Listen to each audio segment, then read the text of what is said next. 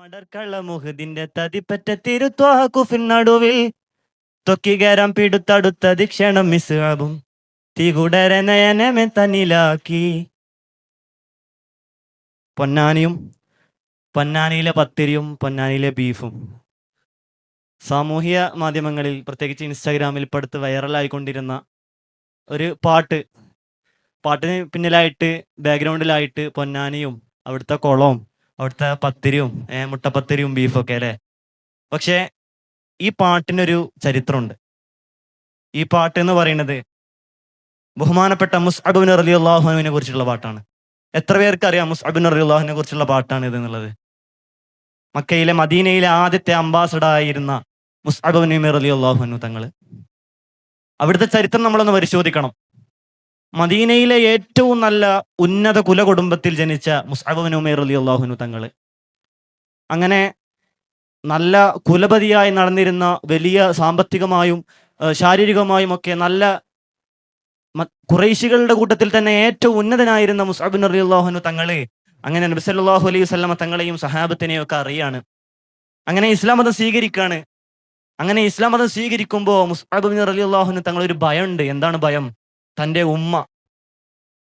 ഉമ്മ അതിശക്തയായ ഖുറൈശികളെ മൊത്തം തൻ്റെ ഉള്ളം കൈയിലിട്ട് ആറാടിയിരുന്ന തൻ്റെ ഉമ്മയോട് വന്ന് പറയാനാണ് മുസ്അബ് ബിൻ റളിയല്ലാഹു അൻഹു തങ്ങൾ ഏറ്റവും ഭയപ്പെട്ടത്. അങ്ങനെ ഒരിക്കൽ എന്തായാലും ഉമ്മയോട് പറയണമെന്ന കാരണം കൊണ്ട് ഉമ്മയുടെ അടുത്ത് വരുന്നുണ്ട്. എന്നിട്ട് ഉമ്മാനോട് പറയുന്നുണ്ട്, ഉമ്മ, ഞാൻ മുസ്ലിം ആയിരിക്കുന്നു, നിങ്ങളും മുസ്ലിം ആവണം. മുഖത്തടിച്ചുകൊണ്ട് പറയുന്നുണ്ട്, ഇനി നിനക്ക് ഈ ഉമ്മയില്ല മോനെ. ഉമ്മ, നിങ്ങൾ എന്ത് തന്നെ പറഞ്ഞാലും എനിക്ക് എൻ്റെ പ്രവാചകന്റെ ഇസ്ലാം വിടാൻ ഒക്കുകയില്ല. നിങ്ങളും ഈ ഇസ്ലാം മതം സ്വീകരിക്കണമെന്നാണ് എൻ്റെ ആഗ്രഹം. അപ്പോൾ ഉമ്മ പറയുന്നുണ്ട്, ഞാൻ മരിച്ചാലും നിന്റെ ഈ കുഫറിന്റെ മതത്തിൽ വരില്ലെന്ന് മാത്രമല്ല, ഇനി എനിക്ക് മുസ്അബ് എന്ന മകനുമില്ല എന്ന് പറഞ്ഞുകൊണ്ട് മുസ്അബ് റളിയല്ലാഹു അൻഹുവിനെ ആട്ടി ഓടിക്കുകയാണ്. പ്രിയപ്പെട്ടവരെ, എങ്ങനെയാണ് പിന്നീട് മുസ്അബ് റളിയല്ലാഹു അൻഹു തങ്ങളുടെ പേര് ചരിത്രത്തിൽ രേഖപ്പെടുത്തി വെക്കുന്നത്? ഏറ്റവും വിലപിടിപ്പുള്ള വസ്ത്രങ്ങൾ ധരിച്ച, ഏറ്റവും സൗരഭ്യമായ സുഗന്ധം പൂശിയിരുന്ന ബഹുമാനപ്പെട്ട മുസ്അബ് റളിയല്ലാഹു അൻഹു തങ്ങൾ വഫാത്താകുമ്പോൾ എങ്ങനെയാണ് അവിടുന്ന് ബഹുമാനപ്പെട്ട മുസ്അബ് റളിയല്ലാഹു അൻഹു തങ്ങൾ റസൂലുള്ളാഹി സ്വല്ലല്ലാഹു അലൈഹി വസല്ലമ തങ്ങൾ മദീനയുടെ അംബാസഡർ ആക്കുന്നുണ്ട്.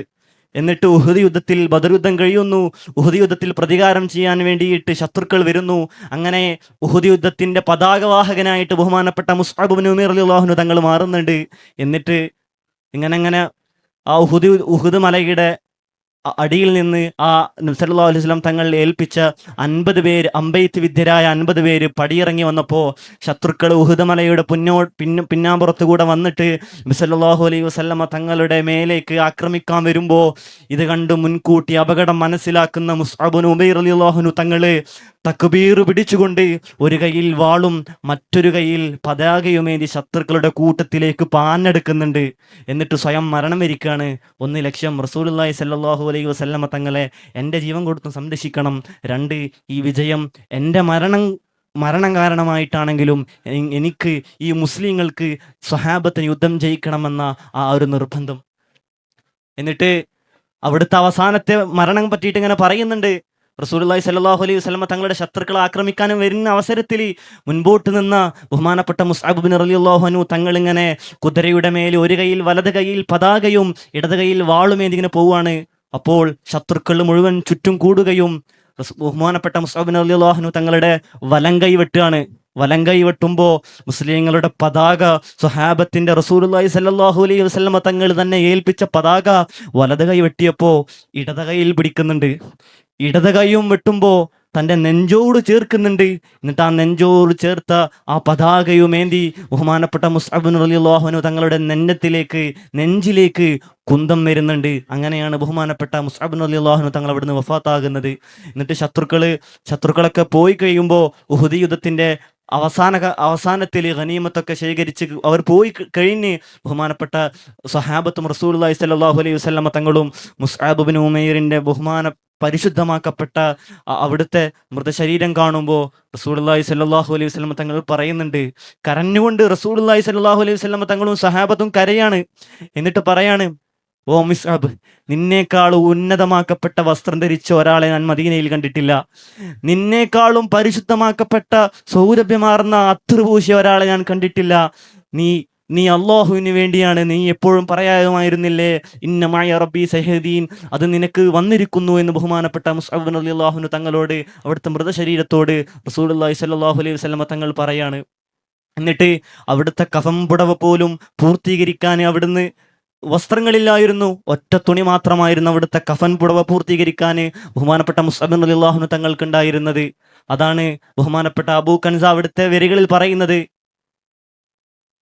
വഫാത്തിന്റെ അവസരത്തിലും ഒറ്റ കഫം പുടവ് പോലുമില്ലാതെ മക്കികളിൽ സുഖസുന്ദരനിന്ന് ഒത്ത കഫൻ പുട പുൽക്കൊടിയല്ലേ, ഒറ്റ കഫൻ പുടവ മാത്രം. അങ്ങനെ റസൂലുള്ളാഹി സ്വല്ലല്ലാഹു അലൈഹി വസല്ലം തങ്ങൾ ഇത് കാണുന്നുണ്ട്.